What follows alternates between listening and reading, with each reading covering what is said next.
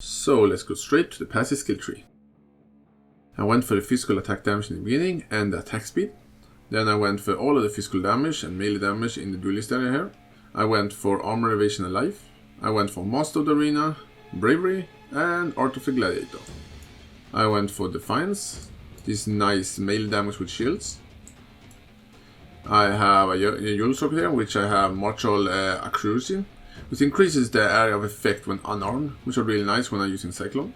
So this is pretty much a must-have if you're using Cyclone. I have Golem's Blood, and by the way, it's really cheap by the way. I have Torso, and I have Retaliation. I also have Cloak and Chain, Iron Reflexes, and Vitality Void. I have another Yule socket up here, which are Wallow's Reach, which you will get through doing a quest, the Golden Hand, in Merciless, I believe it is. And I have Berserking and Sentinel.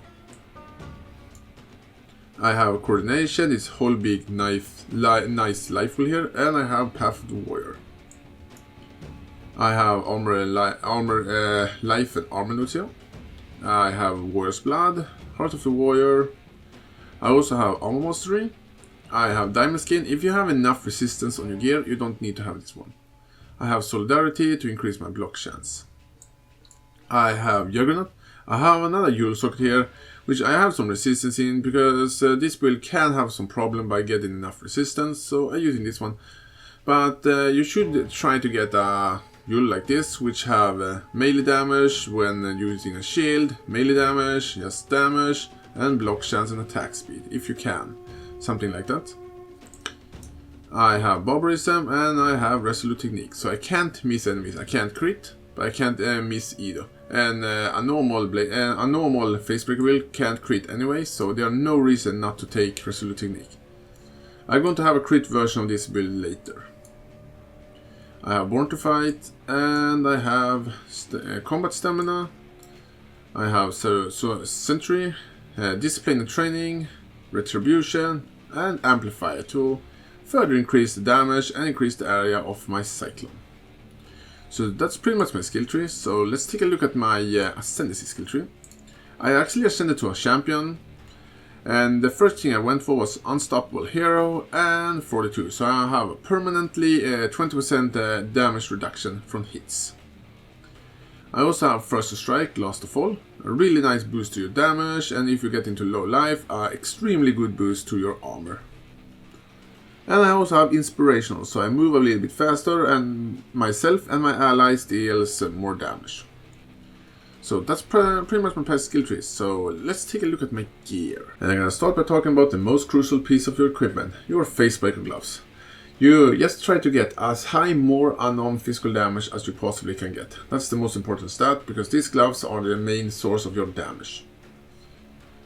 For my helmet, I'm using Abyssus, purely for the flat physical damage. It also gave me a good amount of armor and some all attributes.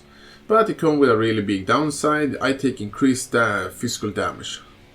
Another option to Abyssus are Bring of Rain. You can see it on screen right now. And again, the main option for using Bring of Rain are its flat physical damage. It will not do as much damage, but it will give you better protection. And the flat physical damage is one of the most important things you can get in this build. You're gonna try to get flat physical damage on every piece of gear you can, because that is the one that increases your damage the most. Same thing with my shield here. You can see I'm using Great Old One's Ward. You can see it on screen right now. And it gives me attack speed, and again flat physical damage, some life, and chance to block spells. You can use a rare shield if you want, and it will still be really powerful, but you will not do as much damage as this one. But a rare shield, you can get a ton of armor on it, life and resistance, which makes a really good options if you just want to be more tanky. For my amulet, again flat physical damage, life and resistance. My ring, same thing, flat physical damage, life, and some small amount of resistance. And same thing with my other ring, flat physical damage, life and resistance. For my armor, I'm just using this armor here. It's a really good armor, give you a ton of life, really good armor, and it is a 6-link. For my belt, I'm using Metal Girdle, again flat physical damage, some life, and some strength. And for my boots, I'm just using these defensive boots here. They're really nice. and try to get as high movement speed as you can, and armor, and the resistance and life as you can get. For my flask, I'm using one anti-bleeding flask, another flask which have good curses, good charge recovery, and some movement speed. I'm using a CS Promise for some damage, and I'm using 2 Quicksilver flasks for increased mobility. And that's pretty much my gear. And now for my skill gem. My main damage setup are Cyclone, and it is supported by increased area of effect, concentrated effect, melee with physical damage, added fire damage, and blood magic. And if you only have a 5-link setup, just don't use a concentrated effect.